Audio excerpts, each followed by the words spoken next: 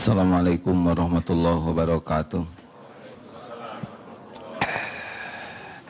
Innal hamdalillah nahmaduhu wa nasta'inuhu wa nastaghfiruh wa na'udzu billahi min shururi anfusina wa min sayyiati a'malina may yahdihillahu fala mudhillalah wa may yudlilhu fala hadiyalah. Allahumma shalli wa sallim wa barik ala sayyidina Muhammad wa ala alihi wa ashabihi ajma'in. Ya Allah, Allahumma aftah lana hikmataka ya Rabb, wansur alaina rahmataka ya dzal jalali wal ikram. Allahumma nawwir qulubana ya Allah binuri hidayatik, binuri ma'rifatik, kama nawwatal ardu binuri syamsik, abadan abada birahmatika ya arhamar rahimin. Ya muqallibal qulub tsabbit qalbi, tsabbit qulubana ala dinika wal iman. Rabbana la tuzigh qulubana ba'da id hadaitana wa hab lana min ladunka rahmah innaka antal wahhab. Doa yang maha menatap, jadikan saat ini saat yang penuh Engkau berkahi, saat Engkau buka hati yang tertutup, Engkau lapangkan hati yang sempit, Engkau cahayai hati yang gulita, Engkau lembutkan hati yang keras membatu, Engkau bersihkan hati yang kotor, Engkau sembuhkan hati yang berpenyakit. Ya Allah, jadikan saat ini benar-benar saat Engkau cintai siapapun yang Engkau hadirkan ini. Ya Allah, hanya Engkau penggenggam pertemuan ini. Limpahi kami ilmu yang manfaat. Rabbana taqabbal minna innaka antas samiul alim wa tub alaina innaka antat tawwabur rahim. Amin ya rabbal alamin. Hadirin, hidayah milik Allah. Apapun yang dikatakan penceramah, tidak ada yang bisa menembus hati kecuali Allah yang menghendaki hati tembus. Perjumpaan ini tidak ada manfaat sama sekali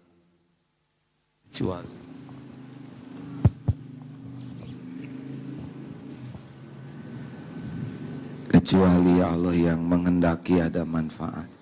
Saya kira kurang jelas suaranya ya. Bisa lebih besar lagi? Maaf. Hadirin, wah, harusnya nanti sambil duduk begini hati itu selalu yakin bahwa Allah menatap kita. Itu sudah puncaknya iman. Sambil duduk, berdiri, berjalan, yakin Allah melihat kita. Wa huwa ma'akum aynama kuntum, dan Dia bersamamu dimanapun kamu berada. Jadi tidak ada kesepian. Orang kesepian itu orang yang kurang iman. Siapapun yang meyakini Allah maha dekat, tidak ada kesepian. Wallahu khabirum bima ta'malun, dan Allah maha melihat apapun yang kamu kerjakan. Dimanapun berada, kita selalu dalam tatapan Allah subhanahu wa ta'ala. Tolong kecilkan sedikit Pak Hari, sedikit saja. Ini adalah kali pertama kita akan mengajarkan kajian rutin Tauhid di Masjid Darut Tauhid ini. Saya tidak tahu takdir Allah tahun depan, tahun-tahun yang akan datang, tapi saudara akan jadi saksi ya. Insya Allah sebulan sekali kita di sini, minggu kedua setiap hari Rabu. Kenapa membahas ilmu tauhid? Boleh saya urutkan sedikit. Ketika ditanya, ya Rasulullah, mengapa engkau diutus ke bumi? Jawaban baginda Rasul bagaimana? Innama bu'itstu liutammima makarimal akhlak. Sesungguhnya hamba diutus ke bumi hanyalah untuk untuk menyempurnakan kemuliaan akhlak. Jadi Islam hadir untuk kesempurnaan akhlak. Jadi kalau ingin tahu siapa orang yang Islamnya paling benar, lihat saja akhlaknya. Makin sempurna akhlaknya, makin tahu kebenaran Islam. Siapa orang Islam yang paling bagus ibadahnya, lihat saja akhlaknya. Karena ibadah itu ujungnya adalah akhlak. Semua perintah Allah ujungnya adalah akhlak. Akhlak adalah timbangan, akhlak baik adalah timbangan terberat di akhirat nanti. Seorang yang akhlaknya baik bisa mencapai derajat ahli tahajud, ahli saum, ahli tilawah Quran. Ini dikumpulkan dari beberapa hadis. Karena Rasulullah SAW di atas akhlak mulia, di atas akhlak yang agung. Jadi kalau ada yang mengatakan saya ini imannya kuat, cirinya apa? Akhlaknya. Makin jelek pemahaman Islamnya, makin jelek akhlaknya. Yang jelek ibadahnya, jelek pula akhlaknya. Yang kurang imannya, jelek akhlaknya. Akhlak itu apa? Akhlak itu adalah reaksi spontan. Kalau sedang duduk begini tidak kelihatan akhlak asli kita. Ini semua setel soleh. Sedang ditahan. Nafas juga diatur. Kedip juga. Nanti kalau sendal nggak ada baru ketahuan akhlak. Parkir susah keluar baru ketahuan akhlak. Ketika menghadapi yang cocok dan tidak cocok keluar akhlak. Kalau reaksi spontannya baik, insya Allah akhlaknya baik. Tapi kalau reaksi spontannya jelek, itulah akhlaknya. Pernah kita dengar ada pejabat yang tersinggung lalu menempeleng pramugari, itulah akhlak. Karena perkara kecewa itu perkara biasa, tapi perkara sikapnya itu perkara akhlak.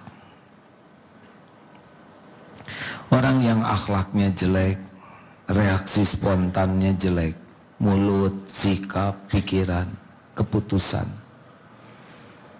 Akhlak datang dari mana? Akhlak datang dari hati. Ala inna fil jasadi mudghah idza saluhal jasadu kullu wa idza fasadat fasadal jasadu kullu ala wahyal qalb. Ketahuilah dalam tubuh ini ada sesuatu, kalau dia baik, baik semuanya, kalau dia buruk, buruk semuanya. Itulah yang dinamakan qalbu. Jadi akhlak baik tergantung dari hati yang baik. Jelas hadirin? Hati dibagi 3. Maaf ini diurutkan kembali tidak apa-apa ya. Yang pertama qalbun mayit. Siapa yang qalbun mayit? Orang yang hatinya mati. Orang hatinya mati, dia tidak bisa istaftik qalbak. Tidak bisa nanya ke hatinya karena sudah mati. Yang dia tahu cuma satu, memuaskan nafsu. Makanya kita lihat, ada kemarin dengar orang tua yang menggunting lidah anaknya. Ada yang memperkosa usia 9 bulan bayi sampai meninggal dunia kan. Itu orang-orang yang naudzubillah. Kalau binatang tidak ada kejam karena dia hanya menggunakan insting. Kalau kejam itu hanya untuk manusia. Nah, manusia kejam biasanya yang akalnya, hatinya sudah mati sehingga nafsu. Jahatnya manusia karena dia pakai akal. Kejahatannya tuh. Saudara tahu paman Presiden Korea Utara sekarang yang ditangkap oleh keponakannya dihukum mati. Saudara tahu cara hukuman matinya? Baca di koran. yaitu anjing dibuat lapar, berapa puluh anjing ya, selama 3 hari, terus pamannya itu dilucuti pakaiannya dan dilepaskan ke anjing tersebut, ditonton oleh 300 pejabat tinggi negaranya. Ya begitulah, kalau digigit-gigit itu katanya matinya lebih lama daripada ditembak. Begitulah manusia kalau sudah diperbudak nafsu. Kalau dalam Islam tidak boleh, semuanya harus baik.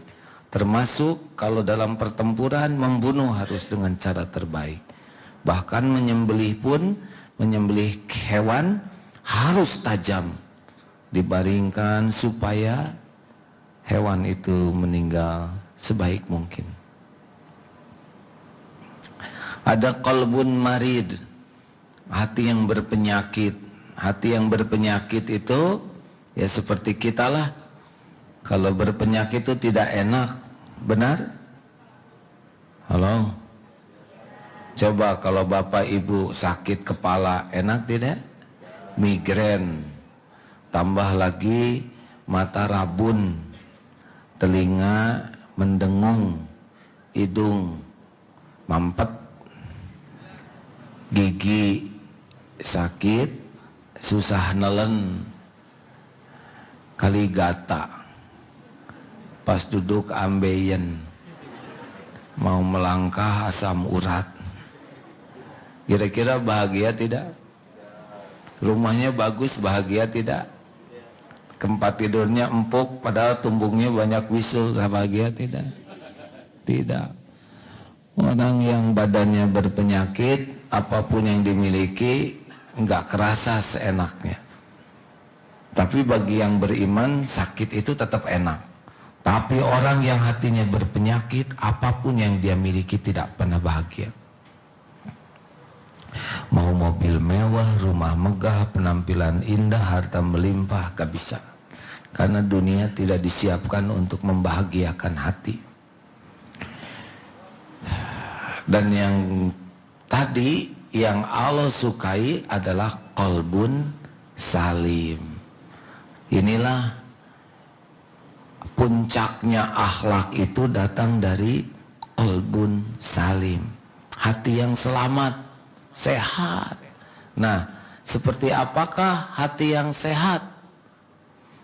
Hati yang sehat itu sederhananya ya, putus harapan dari makhluk, makin zero berharap dari makhluk, total hanya berharap dari Allah, makin sehat. Makin tidak takut kepada selain Allah dan takutnya hanya kepada Allah, makin sehat.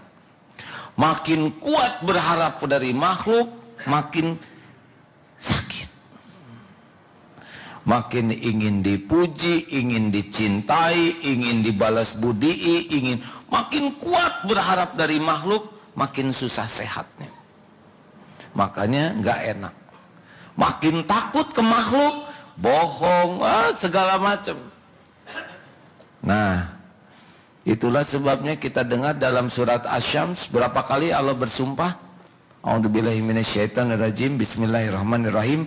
Wasyamsi waduhaha wal qamari idza talaha wan nahari idza jallaha wal laili idza yaghshaha was samai wama banaha wal ardi wama tahaha wa nafsi wama sawaha fa alhamaha fujuraha wa taqwaha qad aflaha man zakaha wa qad khaba man dasaha. Amat sangat beruntung, amat sangat bahagia, sukses orang yang mensucikan jiwanya dan merugi yang mengotorinya. Tuh, sederhana hidup mah. Kalau ingin untung, bahagia, udah berjuang aja ngebersihin hati. Selebihnya Allah ngurus. Hakul yakin. Kenapa? Karena yang jumpa dengan Allah di akhirat nanti bukan yang jago dakwah, bukan yang kelihatan hebat ilmu dan ibadahnya, tapi yang jumpa dengan Allah yauma la yanfa'u malu wala banun illa man atallaha biqalbin salim. Nanti yang ke surga itu yang hatinya paling bersih, buah dari iman, ilmu dan ibadahnya. Jelas hadirin? Jadi lebih simpel hidup ini. Simpel. Kalau buat saya mah sederhana hidup mah. Bersihin hati aja. Dalam segala aktivitas kita pasti beres urusannya. Nah, apa yang disebut bagaimana supaya hati bersih? Betul? Mau tahu supaya hati bersih? Kalau nggak mau dah sekian aja hadirin sekalian. Mau tahu supaya hatinya bersih? Bersihin. Gimana nggak bersihinnya? Inilah ilmu tauhid. Jadi makin kenal ke Allah, makin yakin ke Allah, itu hati bisa makin bersih. Percayalah hadirin. Jadi Rasulullah dakwah itu 13 tahun pertama tuh memperkenalkan Allah. 3 hal. 1, memperkenalkan Allah. 2, memperkenalkan jalan. Memperkenalkan jalan. Untuk dekat dengan Allah. Yang ketiga, memperkenalkan konsekuensi. Kalau dekat dengan Allah apa hasilnya? Kalau jauh dari Allah apa mudaratnya? Itu. Coba lihat pelajaran agama, pasti nggak jauh dari ini. Siapa Allah, bagaimana supaya dekat dengan Allah, dan apa akibatnya kalau jauh atau dekat dengan Allah. Benar? Makanya hidup ini simpel hadirin. Hanya kita aja yang ribet ya. Halo?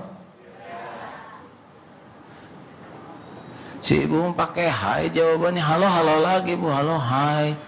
Kayak ke pacar aja. Ini kajian tauhid nih bu. Halo? Kayak teleponan aja. Terus kan, ini semua omongan saya dicatat nih. Saya hakul yakin. Ini ada malaikat Raqib, malaikat Atid. Ini Allah lagi menyaksikan kita. Ya, ini omongan semuanya ada balasannya. Jangan bikin saya tergelincir. Ya. Nah, contoh, ini prolog hari ini ya. Contoh nih. Kita yakin, tingkatan yakin ada 3. Ini ilmu dasar dulu ya. 1, ilmu yakin. Jadi yakin ke Allah dengan ilmu. Seperti orang yang di desa sekali nggak ada TV, sholat tetap ke kiblat. Kenapa Abah sholat ke kiblat? Kan di kiblat ada Ka'bah. Benar gitu? Benar. Ka'bah tuh warnanya apa? Pokoknya mah Ka'bah. Tahu nggak sekarang Ka'bah tuh belang. Masa? Gitu. Sekarang juga bentuknya rada bulat. Oh gitu. Itu hanya dari ilmu. Tapi yang punya TV beda lagi. Ainul yakin. Dia, Ka'bah teh gitu. Lihat acara TV, benar? Dikelilingin hitam kotak. Nanti ada yang ngomong, Ka'bah bulat deh, bohong gitu. Dia sudah lebih mantap. Tidak bisa gampang dikibulin. Itunya kelambu Ka'bah batik loh, nipu kamu gitu. Susah, udah makin yakin. Karena sudah ainun yakin. Tingkatan tertinggi adalah hakul yakin. Siapa dia? Yang udah ke Mekah, udah umroh, haji, udah nyobain nyium Hajar Aswad. Itu paling susah dibohongin tuh. Ka'bah tuh bau melati. Bohong, Ka'bah mau harum Ka'bah. Ka'bah tuh sebetulnya ukurannya 2 meter, tipu. Dia sudah susah diapa-apain. Kalau udah cerita Ka'bah udah. Nah, begitupun ke Allah. Ada yang cuman tahu Tuhan pembagi rezeki, Tuhan di mana engkau? Itu yang belum tahu tuh ya, malah nanya lagi. Tuhan, kedengeran enggak? Itu kira dia enggak ngerti tuh. Ada yang ilmu yakin, itu belum tenang. Ada yang ainul yakin. Dia sudah dengan indranya mengenal Allah tuh. Tapi ada yang hakul yakin. Ini udah.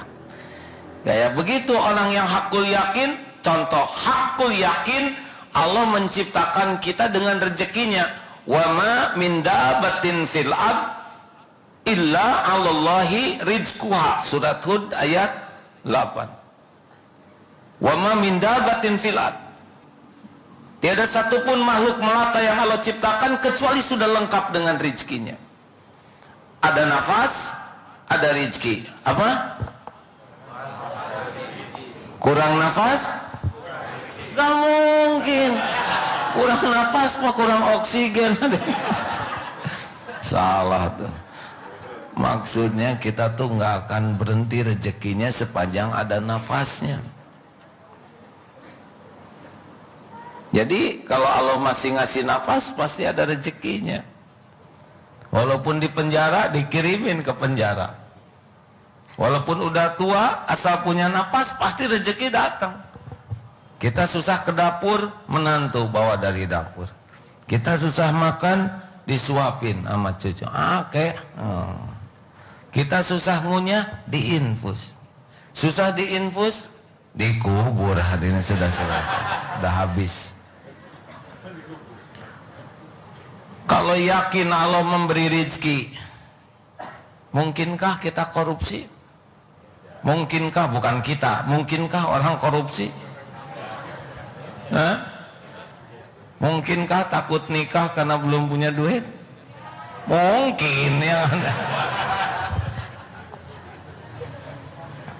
Kalau orang udah yakin Allah menciptakan rezeki kepada setiap makhluk, takutkah anak-anak kita enggak ada rezekinya? Nanti takutnya bukan takut nggak punya rezeki, tapi takut anak nggak kenal ke Allah yang memberi rezekinya. Itu yang ditakuti sebagai orang tua. Kita ngedidik anak, jangan sampai anak nggak kenal siapa penciptanya. Takut kita, takut anak nggak kenal Allah yang ngasih rezeki. Takut yang kedua, takut anak nggak bener ngejemput rezeki jatah dia. Pakai jalan yang haram. Dia udah ada jatahnya nih si anak. Tapi kalau nggak dididik bener, dia bisa ngaco nih ngejemputnya. Anak di blok C dijemput ke blok M. Bukan nggak ada itu yang dijemput. Tapi dah blow on jemputnya. Kalaupun ngejemput tapi dengan cara yang batil. Dia jujur ketemu, tapi dia maling ketemu juga, tapi haram. Yang ketiga, yang ditakutin anak kita tuh nggak tahu syukur. Dikasih berapa aja, ngeluh aja. Kayak itu anak cucu yang dikasih neneknya. Masih ingat cerita ini? Nenek didatengin cucu. Cucu, sini sayang, kasih uang. Hah? Segini? Kamu cucu kecil-kecil ngomongnya nggak sopan. Diajarin apa kamu sama orang tua? Kan ibu juga gitu, Pak. Tiap dikasih bapak. Hah? Segini? Anak kan memorinya kuat. Orang nggak tahu syukur itu bahaya, karena semua nikmat itu belum jadi nikmat kecuali dengan syukur. Ini minuman, nih, ini belum jadi nikmat kecuali dengan syukur. Kalau orang kurang syukur, kurang anget gitu. Kalau ini bersih nggak ya? Ini air manfaat ya, yang pH-nya 9 itu kan? Namanya sambil menyelam.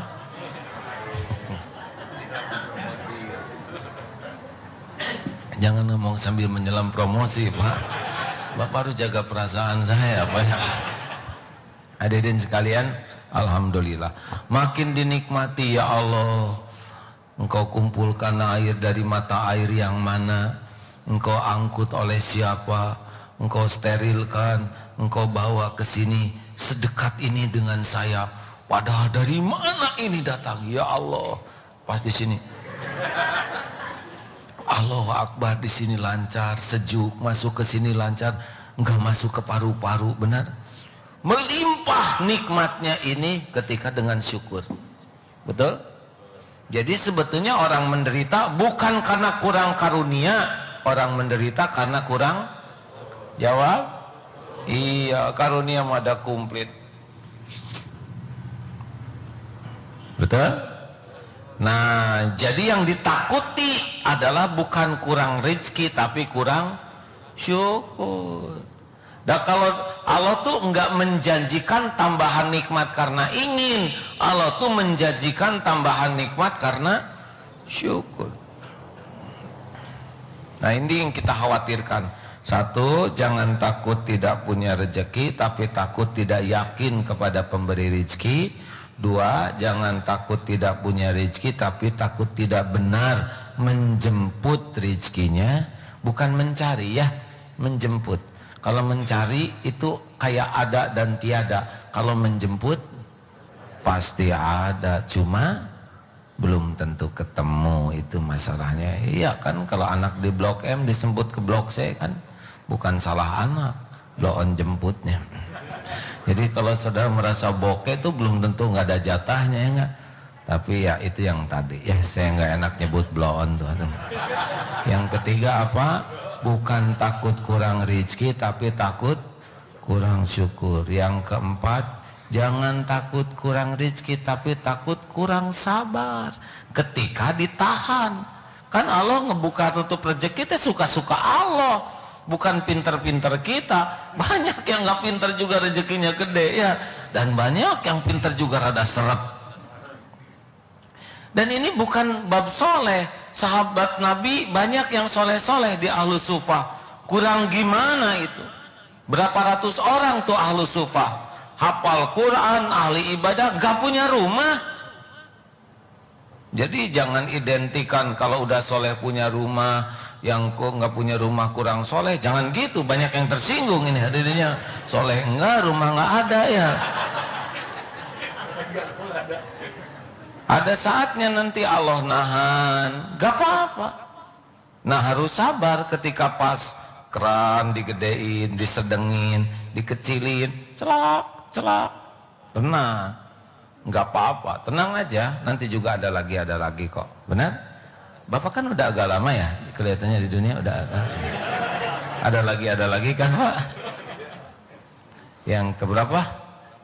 Kelima, jangan takut tidak punya rezeki, tapi takut tidak punya ridho ketika Allah mau ngambil yang dia titipkan. Kalau Allah mau ngambil, kita harus rela dong, benar? Karena nggak mungkin disimpan di kita terus. Mau ngapain? Allah udah membatasi keperluan kita. Rezeki itu pindah-pindah Pak. Gaji, udah kerja sebulan, gajian, alhamdulillah. Berapa lama gitu-gituan Pak? Nggak lama, ada bau ya. Bawa ke rumah, Bu, nih gaji, pindah tuh. Starter kebak dikerjain ya. Si ibu, alhamdulillah. Berapa lama? Anak-anak buat bayaran, pindah. Bi, gaji nih, pindah. Cicilan, orang buat listrik, air, gas. Ini buat itu, nah, lebih cepat ya. Nunggu aja bulan depan, betul. Harus ridho, dan nggak ridho juga tetap harus bayar. Dan harus lepas dari hati. Uang lepas, hati lepas. Jangan diingat-ingat. Tidak percuma diingat-ingat juga udah keluar ya.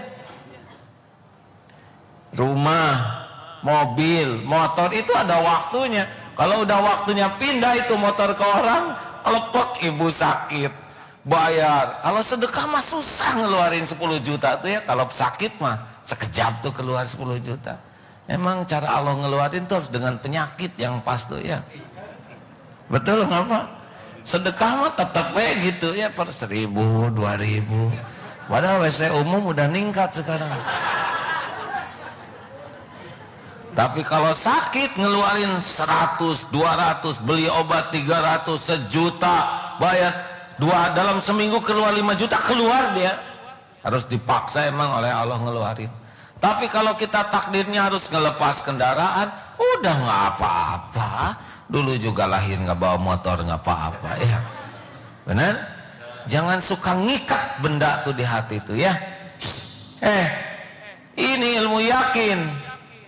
Karena kalau kita ngikat Si barang itu nggak akan bisa diikat oleh kita. Kalau udah harus lepas dia. Walaupun kita jengkel tetap keluar. Apa yang Allah kehendaki pindah tuh pindah.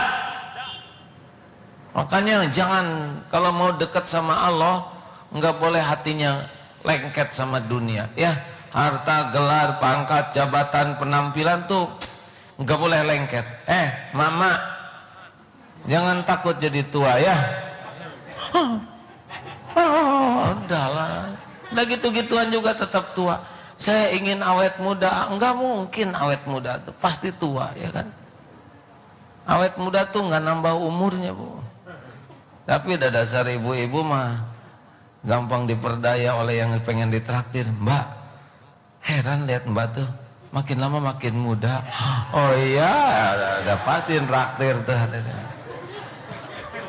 Cara yang paling gampang pengen ditraktir ibu-ibu kan gitu. Entah kenapa Mbak tuh jadi makin kayak remaja. Oh udah, bisa tiap hari ditraktir ya. Dalah, tua mah tua aja ya. Suka-suka yang punya. Benar? Benar? Dengar ini enak nggak hadirin? Tuh, kalau udah dengan Allah mah serba enak.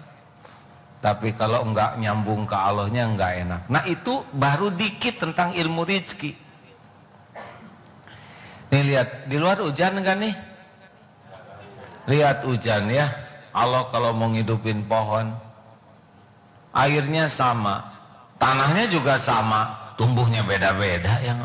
Tapi kan bijinya beda. Iya, biji kan segede gini ya kan. Itu pohon segede gitu. Tumbuh. Satu jadi rumput, satu panjang, satu melentung, satu jadi besar. Keluar bunga, beragam warnanya, beragam harumnya. Jadi buah, beda bentuknya, beda bungkusnya, beda rasanya, beda warnanya. Airnya sama. Kalau sampai nggak bisa zikir ini lihat pohon buah-buahan, emang bebal itu hati. Harusnya lihat buah subhanallah. Makanya orang yang kenal ke Allah, yakin ke Allah, pasti susah lupa ke Allah tuh. Dan kalau udah susah lupa ke Allah itu bahagia.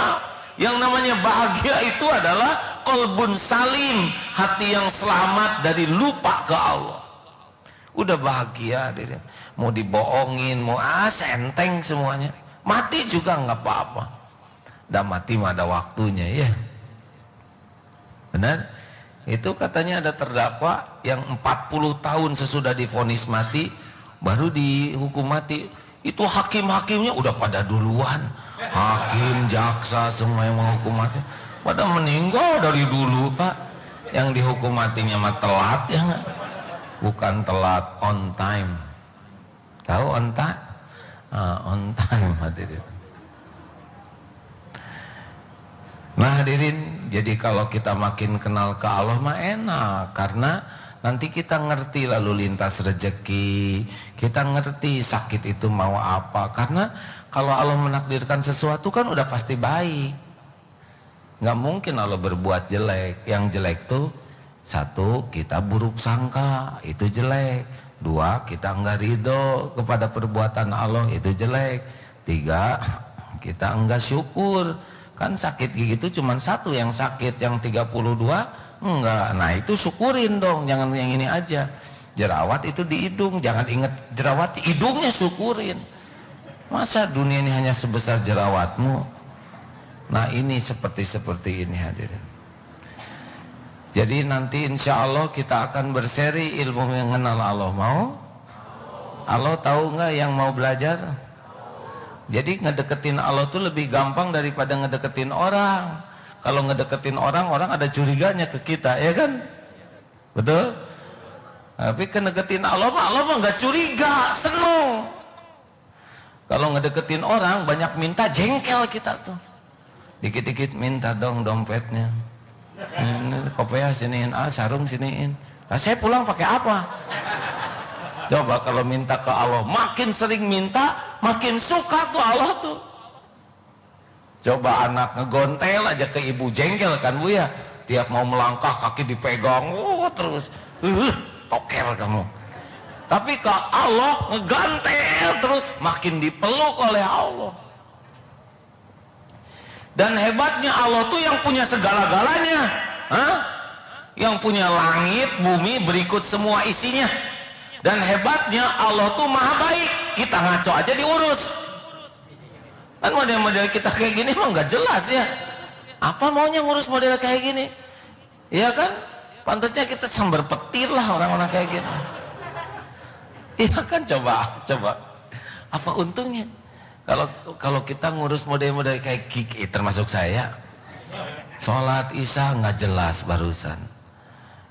Ada yang ikut sedih tapi nggak ngerti, ya nggak? Sopi sedih loh nih, ikut sedih, dah malu yang lain sedih dia nggak sendirian. Bari nggak ngerti arti fabi ayyi ala irabbikuma tukadziban. Maaf ya, itu surat favorit saya kalau lagi sholat ya.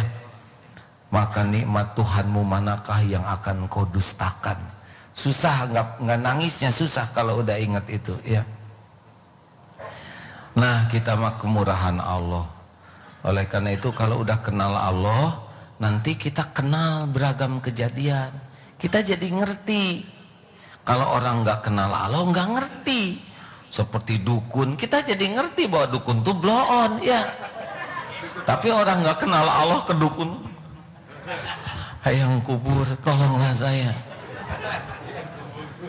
Tapi kalau orang kenal Allah, mau ngapain kita ke dukun? Orang yang nggak kenal Allah, lihat keris, lihat jimat tuh aneh. Tapi orang yang kenal, ngapain minta tolong sama keris? Nggak jelas pisan, ya. Betul? Persaingan di kantor, ada yang iri dengki. Kalau orang nggak kenal, tegang. Mutasi itu mirip mutilasi. Tapi bagi orang yang kenal Allah, ngapain tegang? Dia nggak akan kemana-mana takdir mah. Hah? Yang untuk saya ya buat saya. Masa meleset-meleset? Allah kan maha akurat, maha presisi di dalam menentukan, dan nggak mungkin meleset. Apa yang untuk saya pasti ke saya, nggak emas ya ke emas. Makanya nggak ada persaingan perjodohan itu, tenang. Ada apa ini hadirin? Tenang hadirin. Walaupun persaingan ketat, jodoh nggak akan ketukar, ya. Dan jodoh itu benar-benar rahasia Allah. Ada yang nggak terdeteksi, ada yang terdeteksi, ada yang jodoh dulu, terus udahan, terus jodoh lagi, dicatat loh Pak Kena.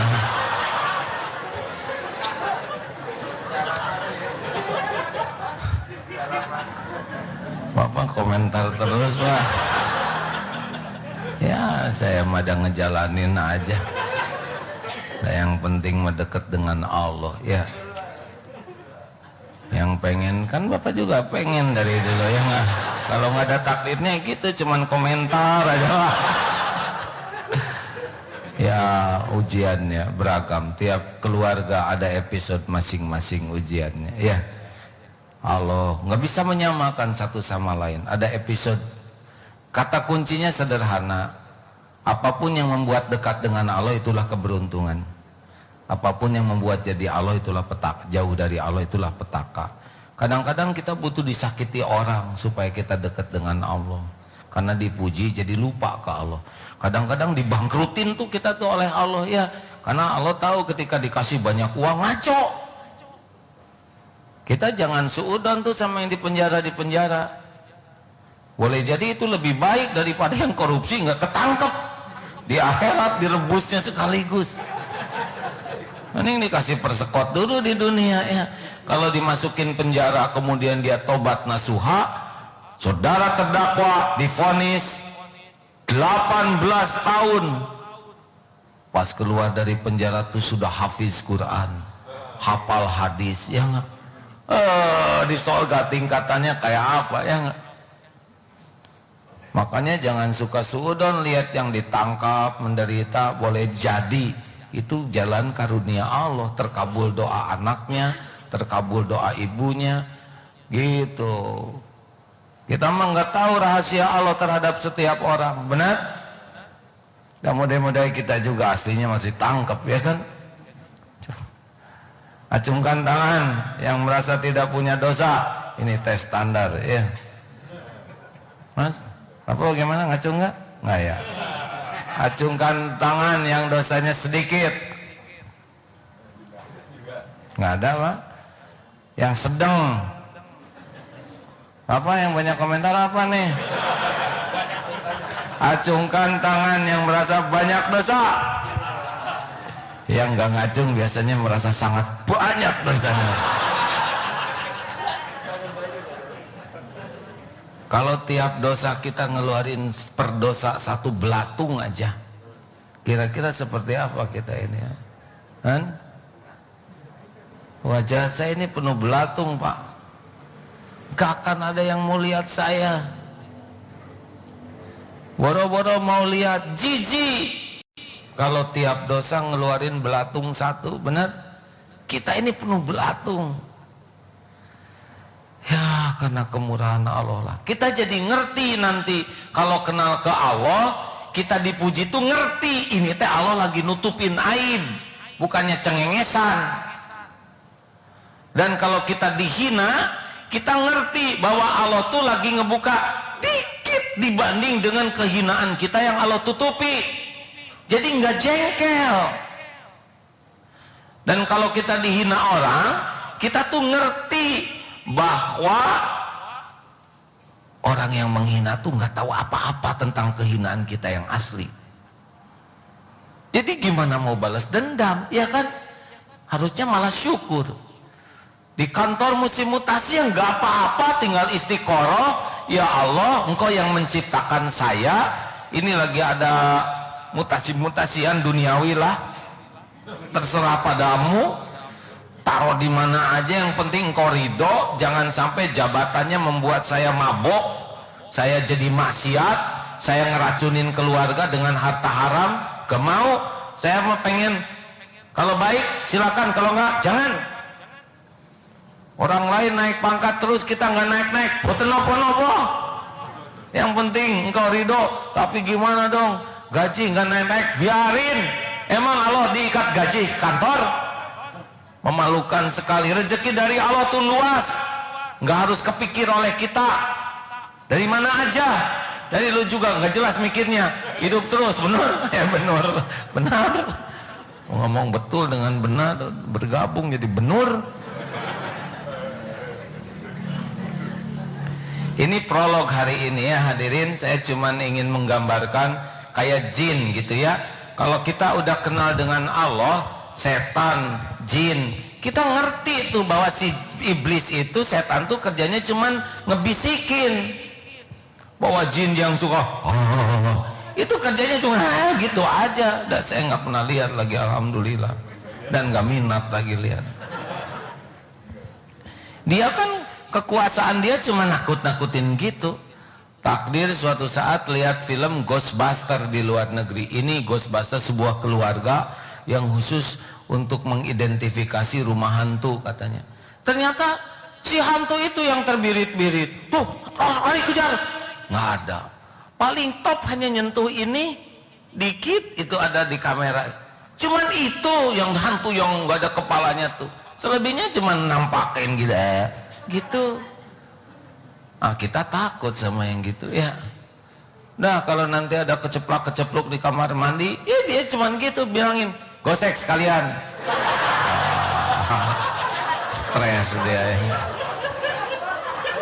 Kan sederhananya gitu. Kita takut, dia berani,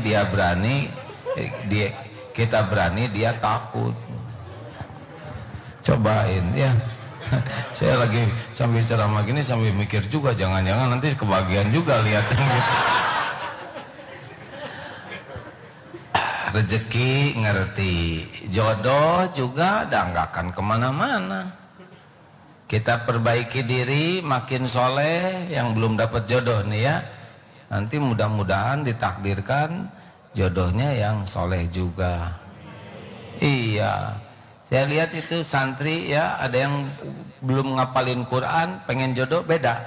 Ngapalin baru hafal 10 juz, senangnya juga beda lagi. Ah, nanti saya mah calonnya yang kira-kira 10 juz. Sekarang dia sudah hafal Quran, udah beda lagi standar calon suaminya. harus yang sama-sama hafal gitu. Oh, jadi pada mikir. Kalau gitu saya gagal dong. Saya ingin cari istri yang hafizah. Bapak hafal apa? Justru saya baru akan kursus. Rada berat kayaknya hadirin, jomplang. Tapi kalau Allah ngejodohin mah nggak tahu ya. Kayak haji, umroh, nggak punya uang. Bagi yang kenal ke Allah mah nggak putus harapan. Karena kalau Allah ngundang, pasti Allah ngasih jalan. Pernah dulu kan ada pembantu rumah tangga yang doa ingin haji. Ya Allah, Engkau takdirkan saya jadi pembantu rumah tangga. Enggak apa-apa, tapi saya ingin haji ya Allah. Undang ke Baitullah. Ini nyata nih hadirin. Takdirnya apa? Majikannya jatuh, kakinya kepelitok, jadi susah jalan kecuali ada yang megangin. Suaminya sama-sama tua, maka selalu kemana-mana megang bahu pembantu. Udah daftar haji, ya didaftarin pembantunya. Sama-sama plus, karena nggak mungkin pembantu reguler ini. Itu mah hotelnya bintang 5. Ya saudara nggak usah lah ngarep-ngarep atasan saudara. Ya, saudara, tiap orang punya takdir masing-masing. Enak ya urusan dengan Allah, karena Allah udah janji min haitsu la yahtasib. Jadi nggak usah kedeteksi semua.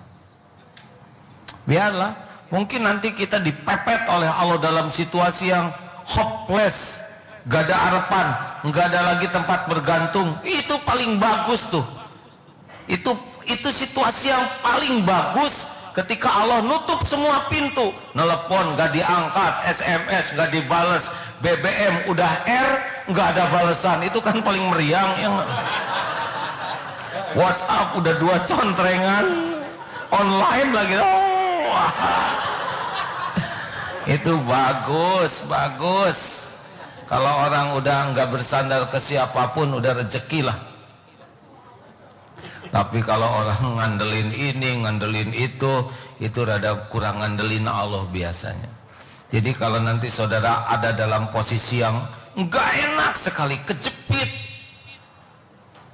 sehingga nggak ada lagi tempat bergantung, udah pasrahin we ke Allah. Ya, dilihat kok oleh Allah. Semuanya dilihat. Kayak ngurus anak, kan susah ngurus anak. Gimana anak bisa percaya ke orang tuanya, sedang anak tahu modal orang tuanya? Diam kamu, kalian harus jujur. Jujur apa-apa, saya nggak mau pakai baju ini hasil korupsi. Ngaji, anak-anak ngaji. Gimana ngaji pak, bapak aja Iqra jilid 1. Tapi kalau seorang tua yakin ini anak ciptaan Allah, ini anak milik Allah, digenggam Allah setiap saat, bangun tahajud sepertiga malam terakhir, sholat dulu bersimpuh. Ya Allah, Engkau tahu persis siapa diri saya. Ampun ya Allah, ampun. Belum jadi bapak yang benar, belum bisa ngedidik, tidak tahu cara memperkenalkan kepadamu. Saya bapak ahli maksiat, hatinya busuk. Ampun ya Allah. Air mata banjir. Aduh, tolong ya Allah. Beri kesempatan saya bisa jadi orang tua yang benar, yang bisa mempertanggungjawabkan anak-anak ini di hadapanmu. Hanya Engkau ya Allah, pemilik, penguasa yang ngebulak-balik hati anak ini. Nih air mata tobat pada waktu doa dilihat oleh Allah. Dilihat perihnya hati, pengakuan atas dosa, penyesalan, remuknya itu diketahui oleh Allah. Wa huwa alimum bidati sudur. Jadi minta pertolongan Allah mah enggak rumit, karena Dia Maha tahu, Maha melihat, Maha tahu isi hati terdalam. Enggak perlu dilihat orang rame-rame. Dan Allah pasti menyaksikan. Oh, ngedeketin Allah lebih gampang karena dia maha dekat, maha mengerti, maha baik, maha penolong. Orang ngasih minum seekor anjing kehausan aja bisa diampuni dosa, ya. Kuncinya bersih hatinya. Kalau berbuat baik tuh baik aja, nggak usah berbuat baik supaya orang baik ke kita, ya. Benar? Mau ngapain sih? Pengen dipuji orang? Nggak jelas kayak gini kita, benar? Halo? Lempeng-lempeng aja. Ada Allah yang maha dekat. Orang lihat, orang nggak lihat, Allah tetap lihat. Orang tahu, orang nggak tahu, Allah tetap tahu. Benar? Orang mau muji, mau nyaci, sok aja, nggak ngepek. Ada Allah, Allah, Allah. Nah, kalau orang udah puas hanya dengan Allah aja, jadi itu insya Allah. Persoalan lain mah kecil. Persoalan yang sebenarnya kita dengan Allah. Nih ya, saya beritahu Pak, ini tubuh ini rumit nih. Tubuh ini 100 triliunan sel kata buku, ya. Saya belum ngitung hadirin. Ini rumit hadirin. Ini tiap detik nih rumit nih hadirin. Sambil duduk begini itu terjadi proses yang dahsyat ini. Otak tuh miliaran neuron kerja, mendengar, cerna, ini huruf apa, simpen di sini. Ini lucu nih, perintah ketawa, angkat ini langsung otot. Ya. Enggak, kalau Bapak agak kekerasan barusan Pak, perintah otaknya agak kecepetan tuh, ya. Belum lagi bekas makan tadi apa, sop buntut ketelen dengan tulang-tulangnya. Oh ini kan luar biasa tuh ngagilinya tuh Pak. Beres. Belum lagi yang makan rujak masuk angin, di sini gas agak banyak. Perintah di otak sambil ketawa, miring ya. Tangan sedikit, jangan terlalu ngangkat, langsung silang silau. Kipas-kipas tuh, ini dalam detik yang sama jantung berdetak, darah mengalir, belum lagi bakteri. Ini kan banyak virus nih di sini, ya. Rata-rata tiap bapak-bapak ibu bawa virus ke sini. Perang di sini, belum lagi air mata yang cocok jumlahnya, belum lagi ludah, nggak boleh kebanyakan, benar?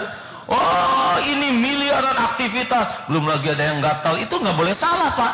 Gatal tuh tidak boleh, itu ke jidat tetangga nggak bisa, harus akurat, benar.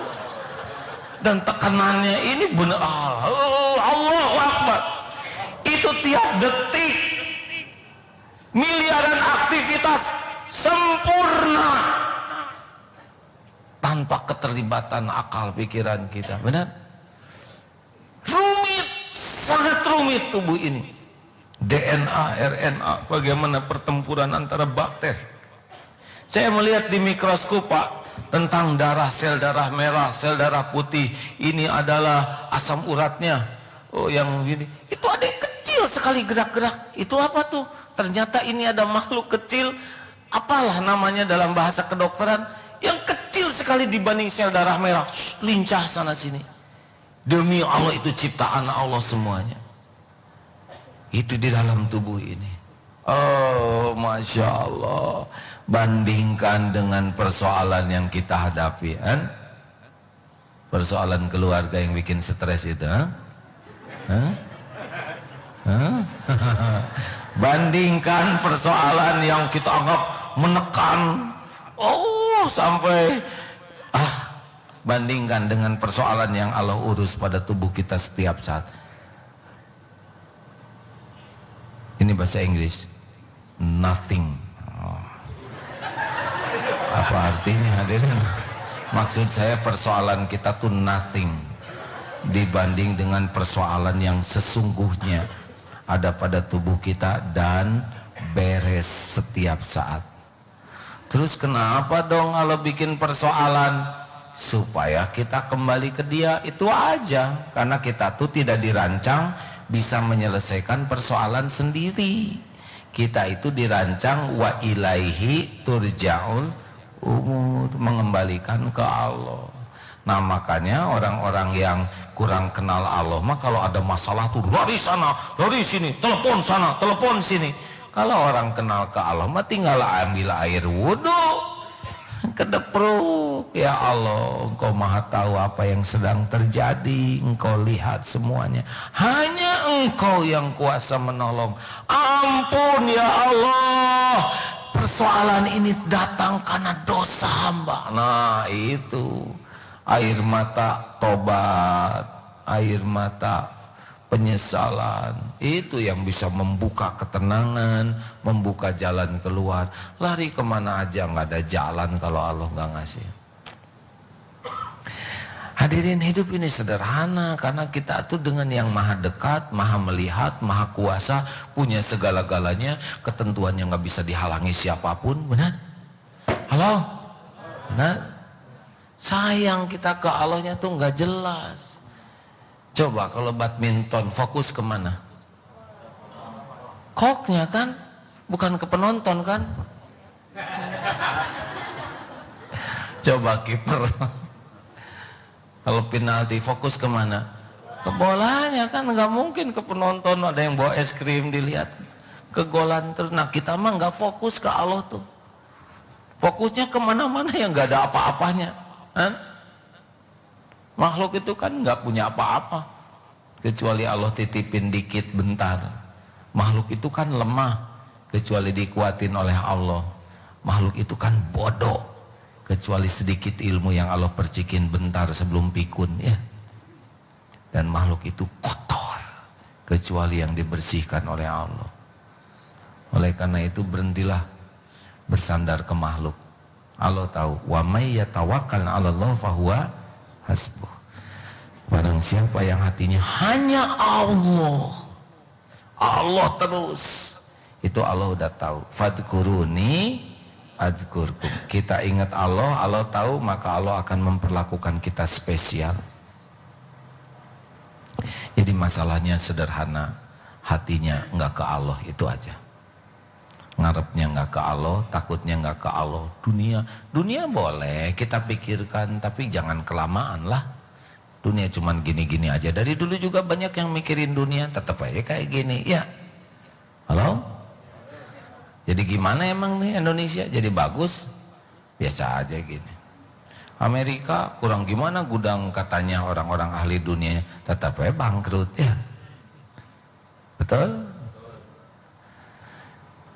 Di perang tentara hebat-hebat katanya itu di Afghanistan udah NATO berapa 52 negara dengan senjata tercanggih, dengan uang unlimited, tetap eleh ya. Betul? Kan harusnya pada malu tuh, kenapa ini lawan katanya Taliban yang nggak ada pendukungnya sama sekali kok nggak menang-menang. Udah Allah yang ngatur semuanya, benar? Ya sudah segitu aja hari ini. Memang kalau dalam film ekstra ya.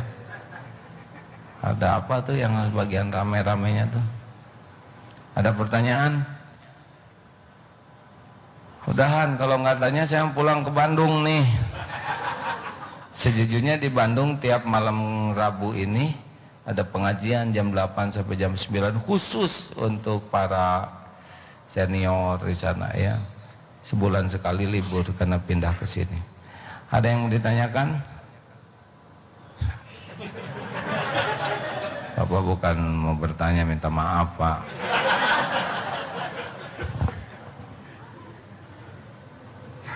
Assalamualaikum warahmatullahi wabarakatuh. Seperti kita ketahui bahwa setiap manusia itu dilahirkan dan diturunkan beserta rezekinya masing-masing. Tapi sering kita lihat di TV misalnya si fulan ya kan mati kelaparan, si B diketemukan misalnya pernah di Pondok Kopi ya kan pengemis mati kena kelaparan dan itu. Nah itu kira-kira itu gimana tuh? Jadi saya ingin tahu. Memang yang masuk ke TV mati kelaparan dari 7,5 miliar kira-kira berapa Pak yang mati kelaparan? Dikit ya. Bapak pernah dengar orang mati kekenyangan nggak Pak? Belum pernah. Berarti Bapak kurang banyak pendengaran itu Pak ya. Orang mati keselak ada ya kan.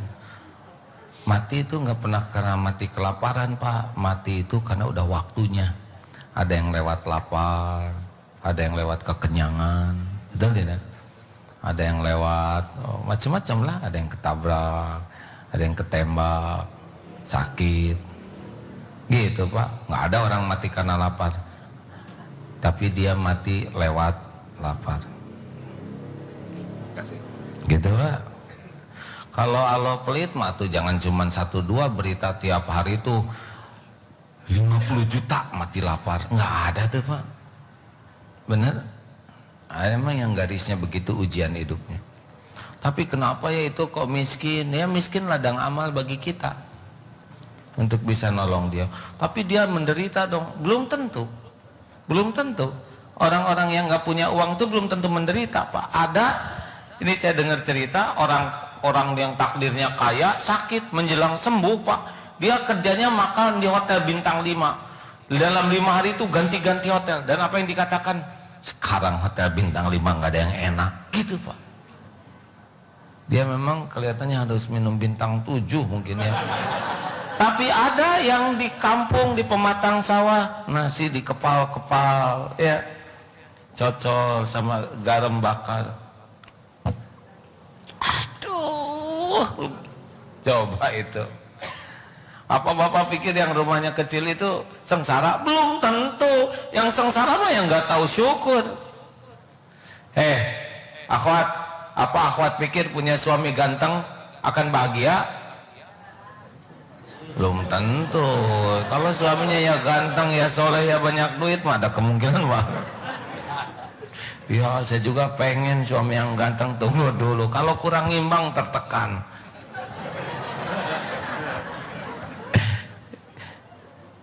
Nggak akan saya cerita.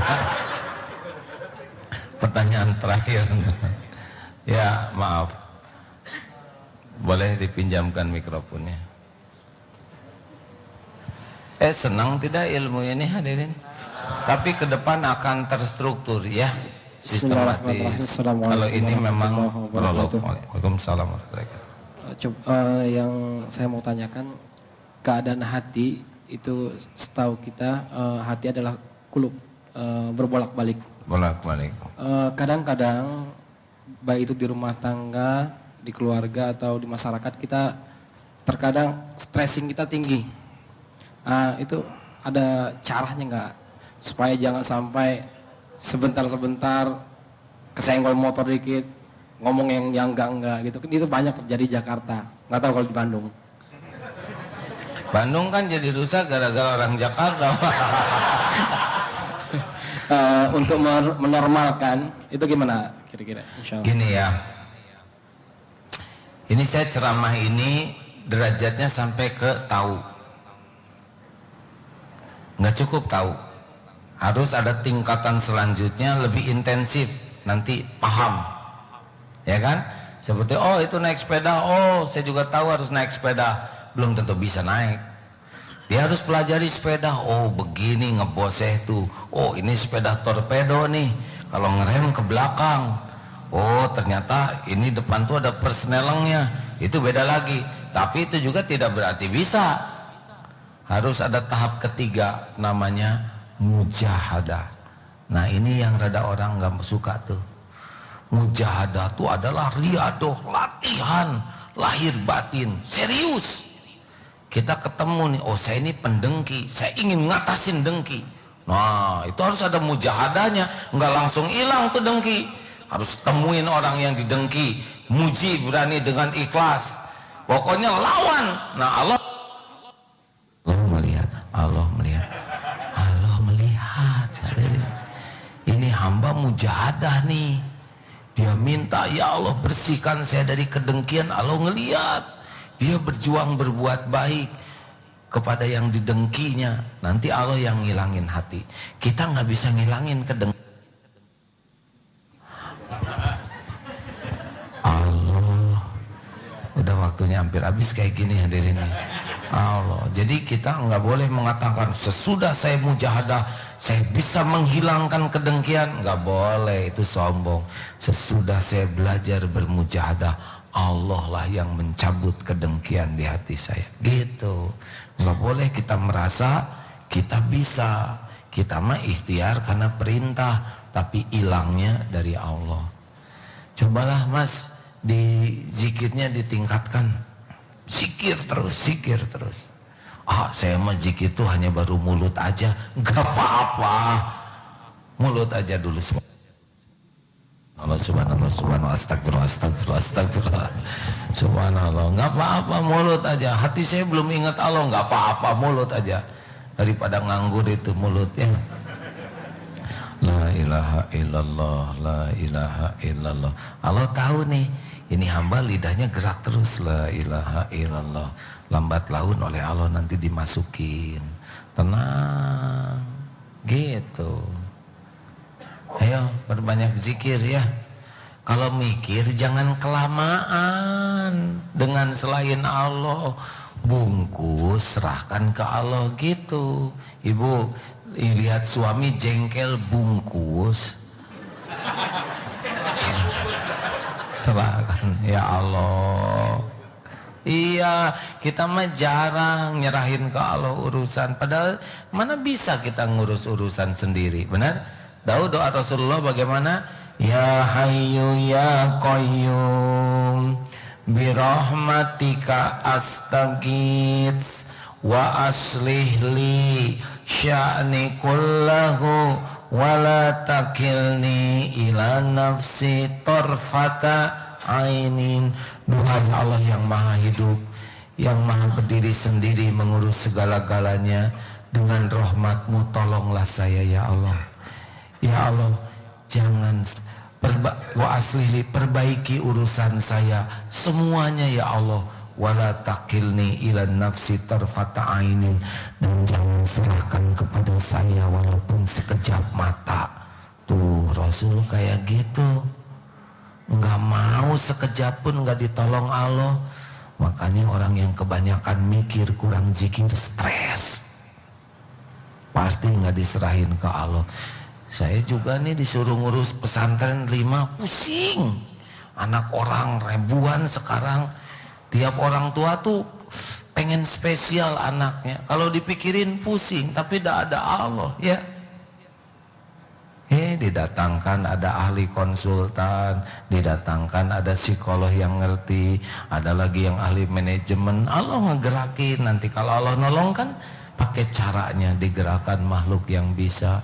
Mau ngebangun asrama, nggak ada duit dari mana ya kan? Ngandelin bayaran nggak seberapa. Digerakkan saja. Ya nanti saya bangunkan. Allah yang ngegerakin ya. Gitu. Jadi jangan suka kelamaan mikir, capek. Cepat minta tolong ke Allah. Benar? Bonus, ibu-ibu ada yang mau nanya satu? Ya. Ini sekaligus 3. Ya itu kan deketan. Udah nanya aja sama yang belakangnya lah, supaya efisien.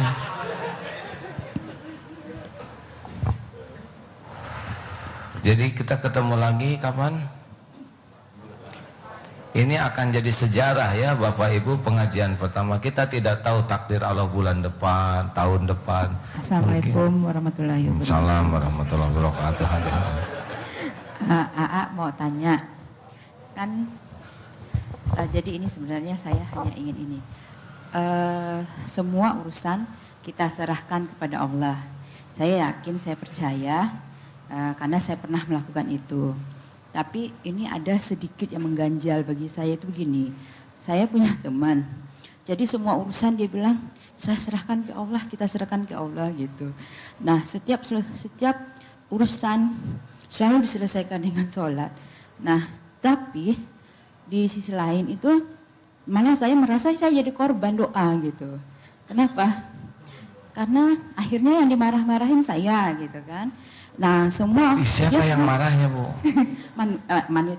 Ada relasi kerja ini gitu. Oh jadi ibu akhirnya, yang dimarah gitu. Saya yang dimarah. Terus saya bilang gini, apakah memang itu kaitannya dengan kerjasama itu seperti apa? Nah misalnya begini, ketika kita bekerja sama, terus yang satu tim ini bilang semua urusan diserahkan ke Tuhan, semua urusan diserahkan ke Allah gitu. Tapi akhirnya urusan itu memang selesai, tapi bukan dia yang menyelesaikan, orang lain gitu. Nah dia selamat, orang lain yang yang menderita gitu. Bahkan saya tuh sampai sakit gitu loh Ustaz. Oh, kalau saya melihatnya gini Bu, si ibu itu udah melakukan yang benar. Kenapa kita dimarah-marah? Itu pasti diundang oleh dosa kita. Dosa yang mana gitu ya? Yang hadiahnya jadi kita dimarahin. Nggak apa-apa, terima aja. Itu penggugur dosa. Ibu sakit juga tebusan dosa. Nggak mungkin ada perpindahan. Itu pasti buah kita sendiri.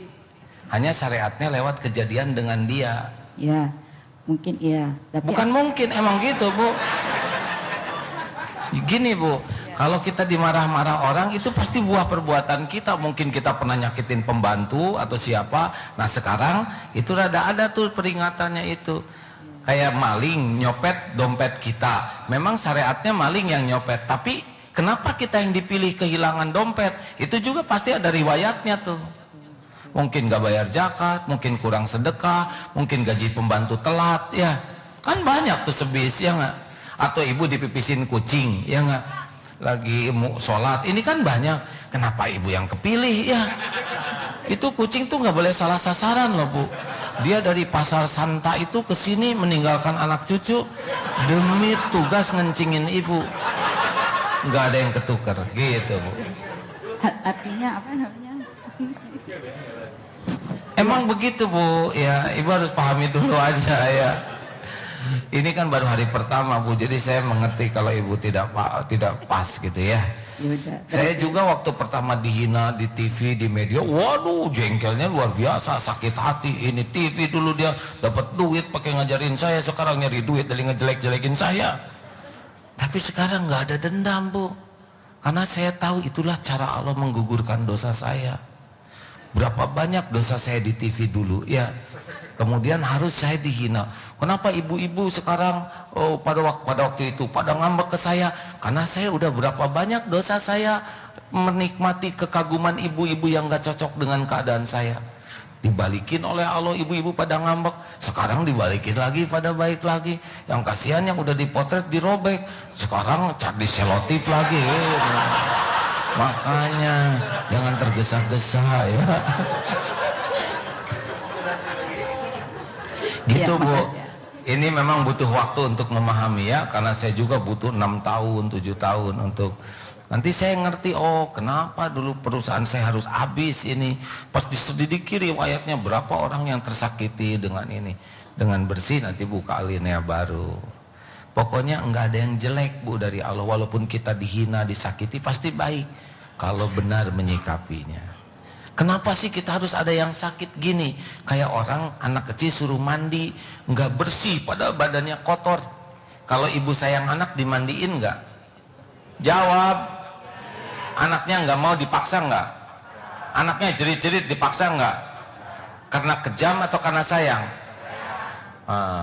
Nanti dibersihin, tergantung anaknya. Kalau anaknya meronta-ronta terus makin lama tuh udah dipegang dengkek.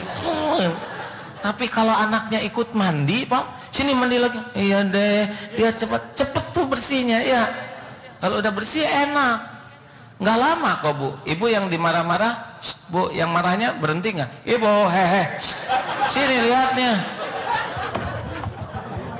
Orang ngejawab segini khususnya si ibu lihat kiri kanan. Nanti saya marah juga loh Bu sekali pada ibu ya. Bu, Ya, itu yang marah pasti berhenti loh Bu. Nggak mungkin marah seumur hidup, capek dia Bu. Udah berhenti belum yang marahnya sekarang? Sudah. Tuh kan udah. Udah ngasih proyek lagi. Tuh kan, itu mah episode penggugur dosa Bu. Nggak usah nyalain orang lain. Udah ini bagian saya. Pasti ini ada sesuatu kesalahan saya yang sekarang ini jalan tebusannya. Dan pasti ada waktunya berhenti Bu. Buktikan. Dan kalau udah berhenti ada sesuatu yang gede sesudahnya biasanya. Iya kan? Benar nggak Bu? Benar. Tuh, awas nanti dimandiin lagi oleh Allah ya. Saya juga udah pernah dimandiin 7 tahun Bu. Sekarang juga masih belum bersih, masih digetok-getok ya. Tapi saya jalanin aja. Gimana caranya supaya agak cepat? Kitanya harus tobatnya diperkuat. Jangan nyalahin siapa-siapa. Yang nggak bisa tobat tuh kalau udah nyalahin orang lain. Udah jam 9 udah malam ya. Terima kasih. Bapak Ibu yang baik, terima kasih banyak ya. Saya berharap bulan depan aula bawah udah bisa dipakai. Jadi nanti akan ada kursus ya bagi yang punya waktu lebih bertahap. Ini kan dalil sedikit, nanti ada bukunya sebagainya. Alhamdulillah yang mau umroh bulan Februari udah tinggal dari 10 bis, tinggal sebis. Itu yang booking nama udah banyak. Saudara minta ke Allah ya. Dan jangan suka minta diberi keringanan kalau punya ya. Nah, sama-sama bagi-bagi rezeki, betul? Izin Allah MK Travel tahun kemarin sekitar 1 miliar untuk pesantren bisa sedekah. Jadi saudara kalau gabung, insya Allah ada dana yang bisa dipakai untuk pesantren. Alhamdulillah. Terima kasih Bapak Ibu sekalian. Kalau mau bersedekah, ada cara sedekah nggak? Petugasnya siap? Saudara mau bersyukur ke Allah, sedekah ya. Al-Fatihah. A'udzubillahi minasyaitonirrajim. Bismillahirrahmanirrahim. Alhamdulillahi rabbil alamin. Ar-Rahmanir-Rahim. Maliki yaumiddin. Iyyaka na'budu wa iyyaka nasta'in. Ihdinas siratal mustaqim. Siratal ladzina an'amta 'alaihim ghairil maghdubi 'alaihim waladdallin. Amin ya Allah. Ayat kursi. Allahu la ilaha illa huwal hayyul qayyum.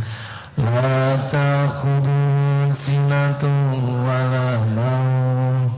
Lahu ma fis samawati wa ma fil ardh. Man dhal ladzi yashfa'u indahu illa bi'idhnihi. Ya'lamu ma bayna aydihim wa ma khalfahum wa la yuhituna bi syai'in min 'ilmihi illa bima syaa. Wasi'a kursiyyuhu as-samawati wal ardh wa la ya'uduhu hifdhuhuma wa huwal 'aliyyul 'azim. Bismillahirrahmanirrahim. Qul huwallahu ahad. Allahus samad. Wa lam yakul lahu kufuwan ahad. Bismillahirrahmanirrahim. Qul a'udzu birabbil falaq. Min syarri ma khalaq wa min syarri ghasikin idza waqab wa min syarri nafasati fil 'uqad wa min syarri hasidin idza hasad. Bismillahirrahmanirrahim. Qul a'udzu birabbin nas, malikin nas, min syarril waswasil khannas, alladzi yuwaswisu fi sudurin nas, minal jinnati wan nas. Subhanallah, alhamdulillah, wa la ilaha illallah, wallahu akbar. La hawla wa la quwwata illa billahil aliyyil azim. Allahumma shalli ala sayyidina Muhammad wa ala alihi wa ashabihi ajma'in. Alhamdulillahi rabbil alamin. Ya Allah ya Karim, doa yang maha menatap, wahai yang mencipta menggenggam diri-diri kami, wahai yang membangun rumahmu di tempat ini, wahai yang mengumpulkan kami. Ya Allah, Engkau tahu siapa diri kami yang sesungguhnya. Doa yang berjanji majelis ilmu adalah tempat ampunanmu. Wahai Allah yang maha baik, Ampuni kami ya Allah.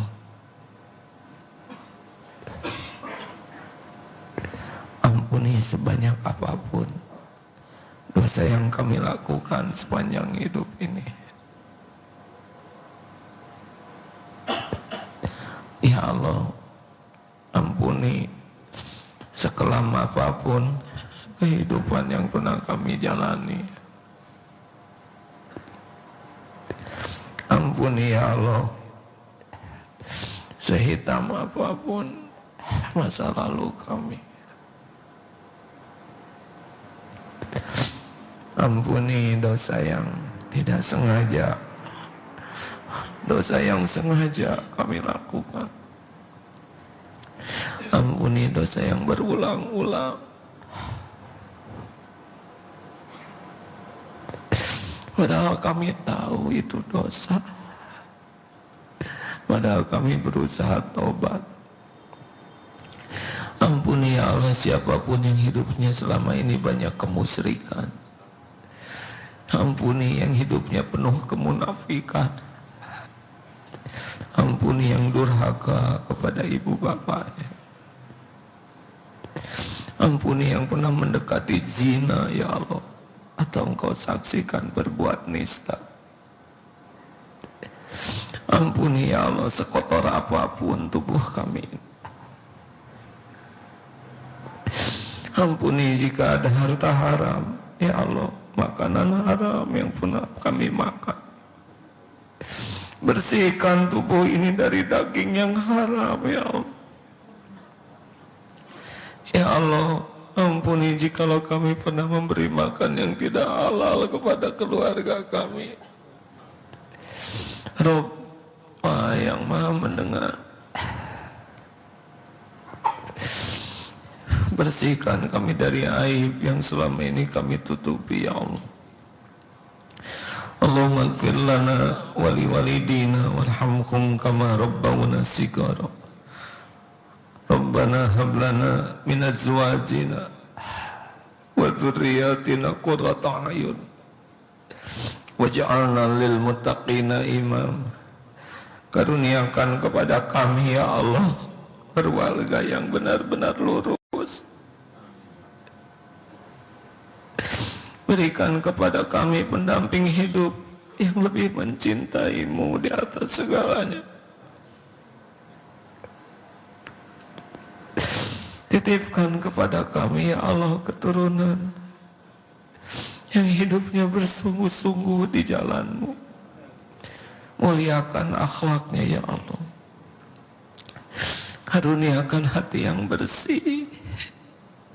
Lindungi keturunan kami dari perdurhakaan, dari aib, dari kesesatan.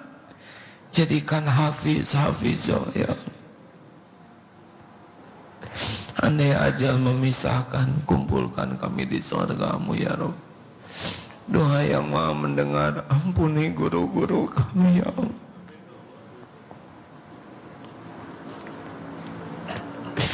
Hamba-hamba yang Kau pilih menjadi jalan hidayah kepada kami.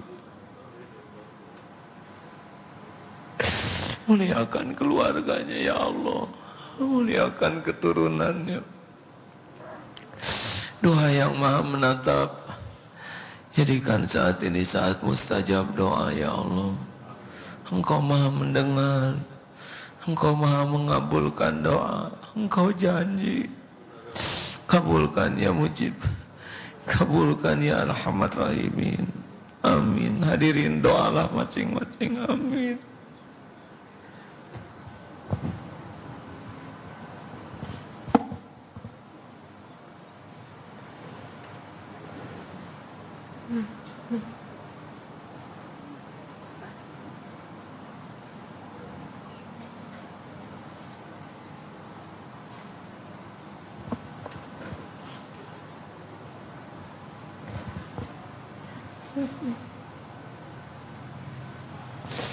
Amin ya Allah.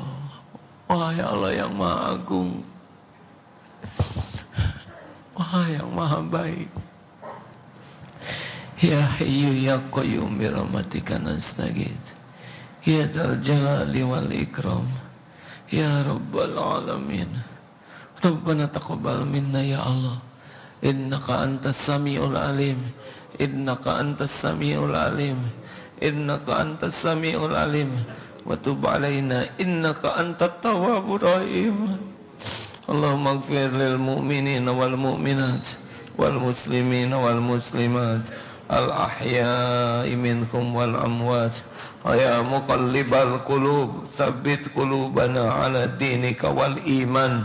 Rabbana la tuzigh qulubana ba'da idh hadaitana wa hab lana min ladunka rahmah innaka antal wahhab. Rabbana, sembuhkan yang sedang sakit ya Allah ya Syafi. Cukupi yang sedang kekurangan rezeki ya Ghani. Lepaskan dari lilitan hutang ya Razak. Ya Allah, berikan keberkahan keluarga yang sedang dirundung ujian ya Allah. Ya Allah, bukakan semua pintu kemudahan yang barokah. Lindungi ya Allah dari bala wal musibah. Ya Allah, angkat derajat yang dihina direndahkan. Ya Allah, Allahumma yassir lana umurana wa hasil maqasidana. Undang jamaah ini ke Baitullahmu ya Allah. Allahumma ja'alna hajjan mabrura wa sa'yan mashkura wa dhanban maghfur wa tijaratan lan tabur. La haula wa la quwata illa billah. Rabbana atina fid dunya hasanah wa fil akhirati hasanah wa qina azabannar. Ya Allah, berkahi keluarga yang mewakafkan tanah masjid ini ya Allah. Amin. Amin ya Allah. Terima kasih. Doa akhir majlis. Subhanakallahumma wa bihamdika asyhadu alla ilaha illa anta astaghfiruka wa atubu ilaik. Terima kasih hadirin. Terima kasih. Mudah-mudahan ada takdir kita ketemu di Istiqlal ya. Bismillah. Assalamualaikum warahmatullahi wabarakatuh.